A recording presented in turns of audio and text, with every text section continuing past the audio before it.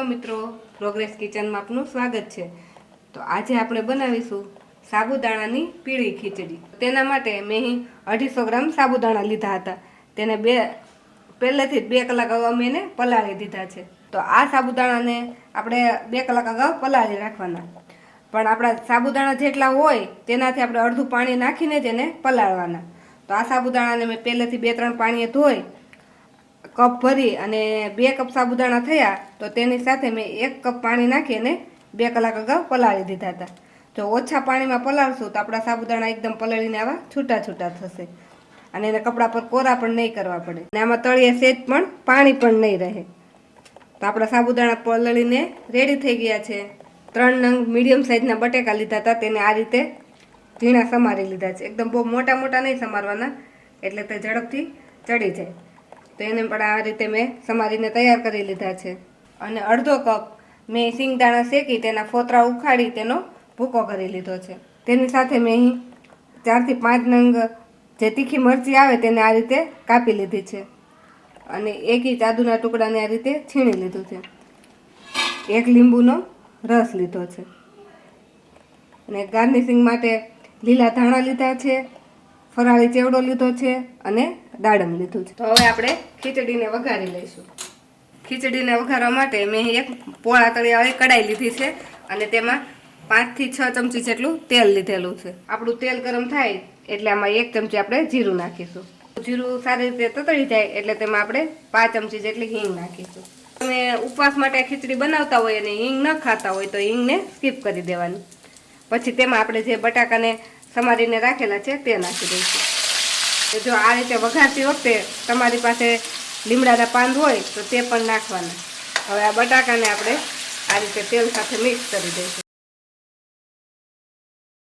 હવે બટાકા મિક્સ થઈ ગયા છે તો તેમાં આપણે જે ઝીણી સમારેલી મરચી છે તે નાખી દઈશું। તેની સાથે આપણે છીણેલું આદું પણ નાખી દઈશું।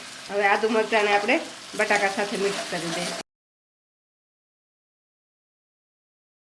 આપણા બટાકાને ચડતા 1-8 મિનિટ જેટલો સમય થઈ ગયો છે। હવે તેમાં આપણે સ્વાદ પ્રમાણે સીંધું મીઠું નાખી દઈશું। આપણે ખીચડી પીળી બનાવવાના છીએ એટલા માટે આમાં અડધી ચમચી હળદર નાખી દઈશું। તેમાં આપણે 1 ચમચી જેટલી ખાંડ નાખી દઈશું। હવે આ બધી જ વસ્તુને મિક્સ કરી આપણા બટાકા સોફ્ટ થાય ત્યાં સુધી એને આપણે ચડવા દઈશું। આપણા બટાકા એકદમ આપણે પતલા પતલા સુધારેલા છે એટલે 2 જ મિનિટમાં આપણા બટાકા સરસ સોફ્ટ થઈ જશે। 2 જ મિનિટમાં આપણા બટાકા સરસ સોફ્ટ થઈ ગયા છે। જો આ રીતે આંગળીથી દબાવીએ તો તે આસાનીથી દબાઈ જાય છે। હવે તેમાં આપણે શેકીને સિંગદાણાનો ભૂકો રાખેલો છે તે નાખી દઈશું। સિંગદાણા અને બટાકા સાથે આપણે 1-8 મિનિટ માટે આ રીતે તતળાવા દઈશું। હવે તેમાં આપણે જે સાબુદાણા પલાળીને રાખેલા છે તે નાખી દઈશું। તો આ રીતે આપણે સાબુદાણા પલાળશું એટલે એમાં સેજ પણ પાણી પણ નહીં રહે અને તેને કોરા પણ નહીં કરવા પડે। આ બધી જ વસ્તુને આપણે મિક્સ કરી દઈશું। મિક્સ કરી અને આપણે 2 થી 3 મિનિટ માટે સતત આ રીતે હલાવતા રહીશું। 2 થી 3 મિનિટ આપણે સતત હલાવતા આપણા સાબુદાણા એકદમ ટ્રાન્સપરન્ટ થઈ ગયા છે અને એકદમ આવા છૂટા છૂટા થઈ ગયા છે। તેમાં આપણે હવે અડધી ચમચી જેટલો મરી પાવડર નાખી દઈશું અને આપણે જે લીંબુનો રસ કાઢીને રાખેલો છે તે નાખી દઈશું। તેની પર થોડાક લીલા ધાણા નાખી દઈશું।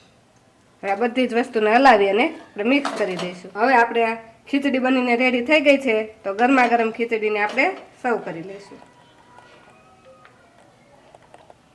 હવે આપણે ખીચડી બનીને રેડી થઈ ગઈ છે તેને આપણે ડીશમાં કાઢી લીધી છે। તેના પર આપણે થોડો ફરાળી ચેવડો નાખી દઈશું। સાબુદાણાની ખીચડી આ રીતે ફરાળી ચેવડા સાથે એકદમ મસ્ત લાગે છે અને તેના પર આપણે દાડમના દાણા નાખી દઈશું। તેના પર થોડાક લીલા ધાણા નાખી દઈશું।